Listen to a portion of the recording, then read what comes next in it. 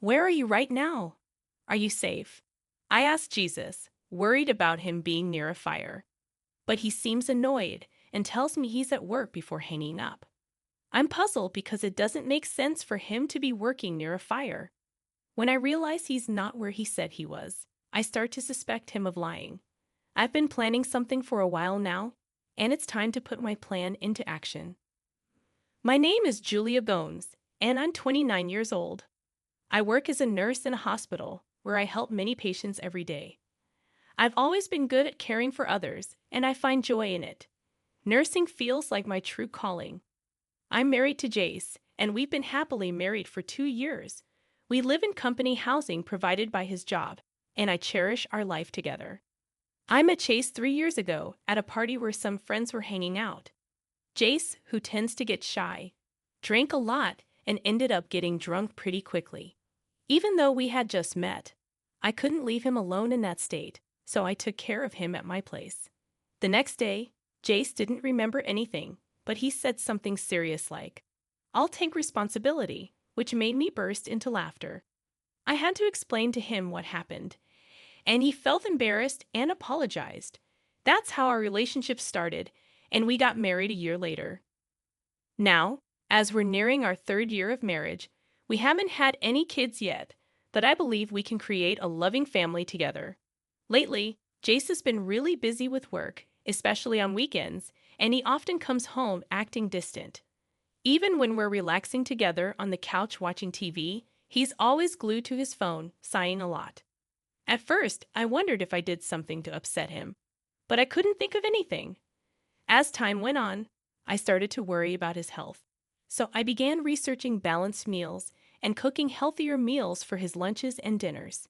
That day, my hospital had 2 shifts, day and night. I was supposed to work the night shift, but a colleague asked me to switch to the day shift, so I did. I meant to tell Jace about the change, but I ended up telling him on the day itself. I messaged him, saying, "I'm working the day shift today, so I'll cook dinner and wait for you." But he took a while to reply. Normally, he'd respond quickly and even use emojis, but lately his replies have been short. I wondered if he was just busy or if this was normal after being married for 2 years. Feeling a bit lonely, I rushed home after work to cook a good meal again. Cooking went really well today. I took a quick photo of the meal and posted it on my cooking account on social media.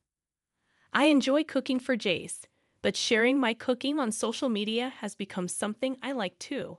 A few minutes after posting, I got a notification, a comment from one of my cooking friends. I've been chatting with someone I met through my cooking account on social media lately. It's nice to have a connection outside of work, and it makes me happy. While I was chatting online, Jace came home from work. I quickly reheated the food I made and said, "Welcome home. Dinner's ready. Was your day busy again?" "Thanks, yeah, I guess I am. I'm pretty tired," Jace replied, changing into his comfy clothes and sinking into his chair, looking exhausted. I brought the reheated food over to him. "Yeah, a colleague needed my help with something urgent. Sorry I didn't tell you earlier," I explained as I sat down at the table to eat. "Let's dig in." "It's okay. It was last minute, but just let me know sooner next time. Sometimes I make plans to hang out with coworkers," Jace said. "Ah, got it," I replied, noticing Jace hadn't been eating much. "Is the food not to your liking? Did I mess up the flavors?" I asked, concerned. Jace stopped mid-bite and looked at me with an awkward expression. "No, it's not that. I just don't feel hungry right now." "Sorry, I'll save it for breakfast tomorrow," Jace said, forcing a laugh. "Thanks for cooking, though." He stood up from the table and headed towards the bathroom, leaving more than half of the food untouched, just as I suspected. I followed him to the bathroom. "Hey, are you feeling all right? You haven't seemed yourself lately. I'm worried about you. Maybe you should see a doctor," I suggested. Jace, brushing his teeth, rinsed his mouth and chuckled at my concern. "I'm okay. Maybe I just need to get back into exercising. I'm going for a walk now."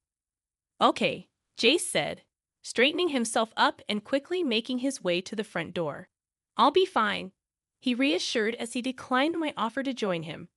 Even more worried, I decided to secretly follow him outside, just in case he needed help if something happened. Though that's what I told myself, deep down, there was another worry brewing in my heart. To my surprise, Jace walked briskly and stopped at a park not far from our house. He looked around and appeared to be texting someone on his phone.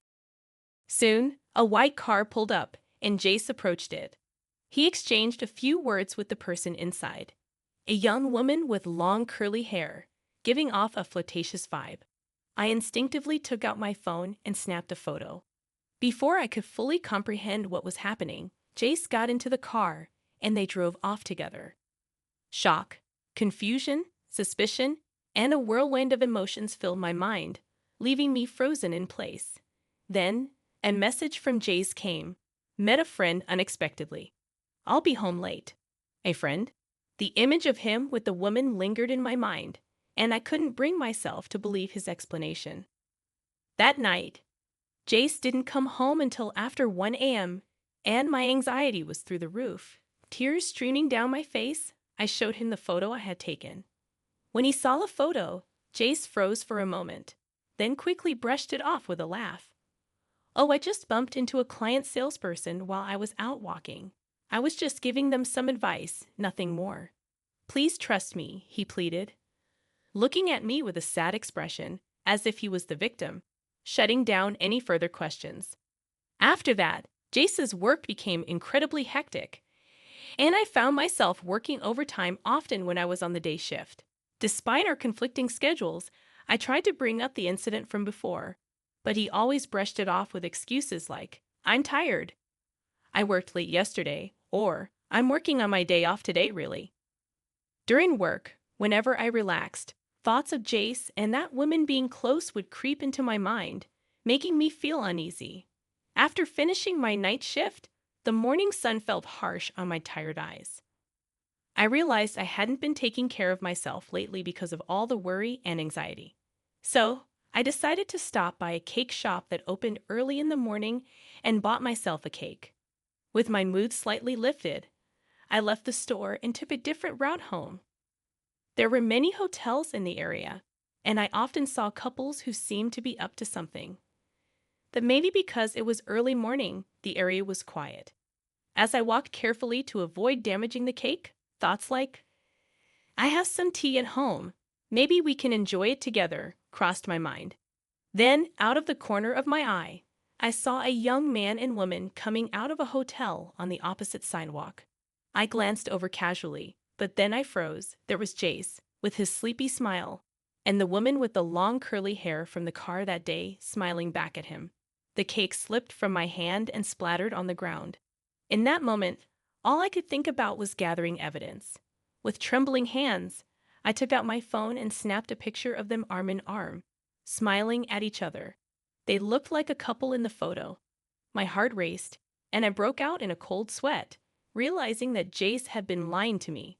All I could see was the fallen cake box and the damning photo of them staring back at me. In the back of my mind, I knew I couldn't stay with him anymore. One day, after a series of events confirmed my suspicions about Jace, the word divorce started to feel like a real possibility. I was working my usual day shift, busy with tasks. Suddenly, I heard sirens in the distance, signaling that fire trucks were passing through the neighborhood.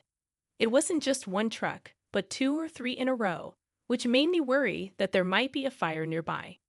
After finishing a phone call and taking a moment to catch my breath, 2 colleagues returned from a patient's room, discussing how frightening it was. Good job. What's going on? I asked, sensing there might be trouble. They lowered their voices and told me there's a fire at Company A. A patient we passed in the hall mentioned it. Company A? A fire? Those words sent a shiver down my spine. Excusing myself from my colleagues and clutching my phone tightly, I hurried to a quiet spot. Company A, where the fire was reported, was where Jace worked. With a sense of dread, I called Jace. Like every morning, I had seen him off to work. Since the events that had unfolded, we hardly saw each other at home and rarely spoke. But I never missed saying goodbye to him in the morning. Please pick up. I whispered to myself, hoping Jace would answer. After several rings, I heard his voice on the other end, asking, "Hello? Where are you? Are you okay?" Despite my half-shouted relief, Jace sounded annoyed. "What's going on all of a sudden? I'm at work, you know. Don't call me during work hours," he grumbled before hanging up abruptly. All I heard was the end of call beep in my ear. While I was glad to know Jace wasn't in the fire, I felt a deep unease. It didn't make sense for him to be working, as if nothing was happening. His dismissive attitude towards my concern only added to my frustration. He probably wasn't at work at all. I saw him off to what I thought was his workplace, but it must have been somewhere else. Maybe all this time, without realizing it, I've been seeing him off to another woman's place. Out of the corner of my eye, I thought I saw shimmering long curly hair. With determination, I dialed a certain person's number on my clenched phone. After finishing my work safely, I rushed home and started packing up the furniture and appliances in the house. Then the doorbell rang, ding-dong. But it wasn't Jace at the door.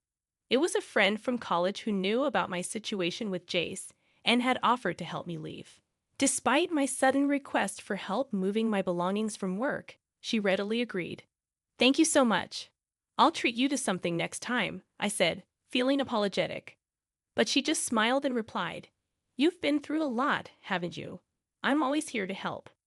I felt grateful for having such a good friend, a feeling that had faded recently, and my heart warmed. Together, we moved out the furniture, appliances, and clothes I had prepared into the car.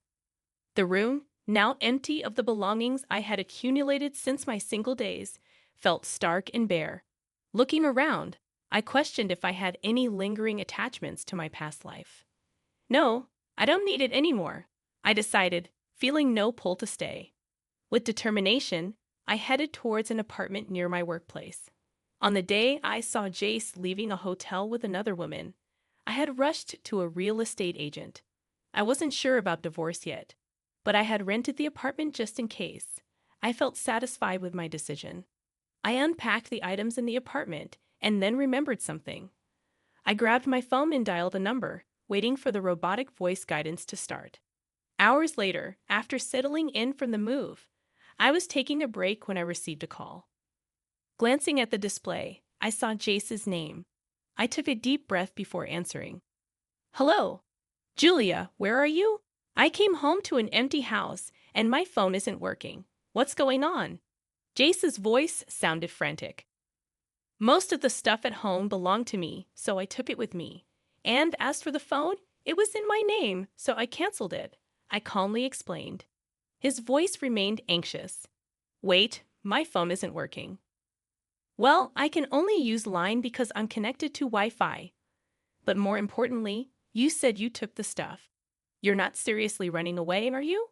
This is a joke, right?" Jace's voice was filled with disbelief. As I listened to Jace still not grasping the situation, my irritation grew. "Are you seriously saying that? Don't tell me you forgot about the call this afternoon. Someone who's at work can't just keep working calmly when there's a fire happening, right?" Struggling to control my anger, I asked something I had wanted to know for a long time. "Where were you and who were you with instead of going to work?" There was a moment of silence from Jace. Then, reluctantly, he began to speak. "Look, the story about bumping into a female client while walking, it was a lie. The truth is, she's a colleague from work, and I was at her place today." "What?" Jace's confession was exactly what I had anticipated. He had been involved with the company receptionist, Savannah, for about 6 months. They would meet on the days I worked the night shift. Lately, as Savannah became more demanding, he had started lying about working overtime on his days off just to see her. Today, they had both taken paid leave and spent the day at Savannah's house. They only found out about the fire when Savannah's phone rang with a call from their office. After confessing everything, Jace pleaded over the phone, "I want you to forgive me." What a joke, I thought bitterly. "I'm glad to finally hear the truth from you, Jace," I said. Despite our short marriage, I had been trying to build a good family life. Jace tried to interrupt, but I didn't let him. "I want a divorce because of your infidelity. Let's handle the details through our lawyers. Goodbye." Afterwards, the fire at company and made headlines in the local news, becoming a big story. When I saw the news, I was stunned. The culprit behind the fire was none other than Jace's mistress, Savannah.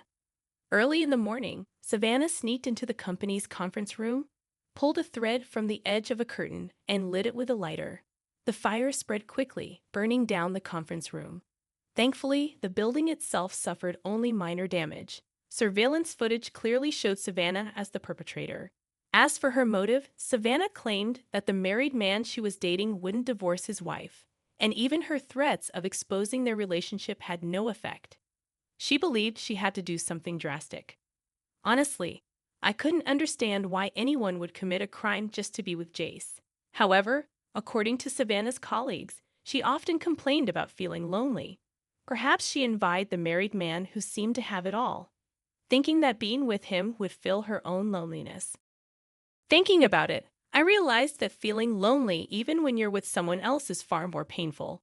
Since discussing divorce with Jace, we hadn't been in direct contact, but our lawyers were handling the proceedings. Meanwhile, I heard about what was happening at Jace's company. After the fire, Jace, who was unaware of what had happened, was shocked to learn the truth from the company's general affairs representative. Savannah was arrested immediately, and news of their relationship spread rapidly throughout the company. Unable to bear the gossip any longer, Jace resigned from his job. Hearing about all this, I felt a tiny bit of sympathy for Jace, but mostly, I believed he had brought it upon himself by choosing another woman.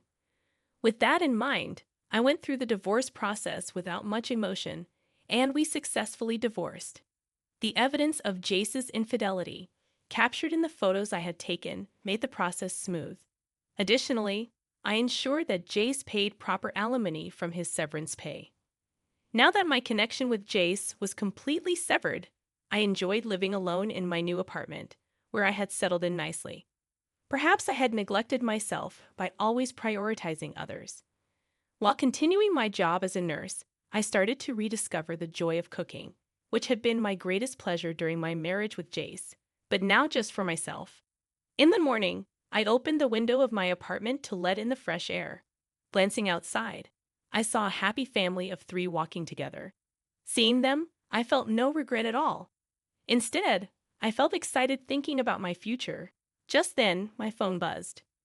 Returning to my room, I couldn't help but smile at the screen. I had hit it off with someone I met through a cooking account on social media, and we had become close quickly. We had planned to cook together that day, responding to the message saying, "I'll be there soon." I began preparing the meal we were going to cook.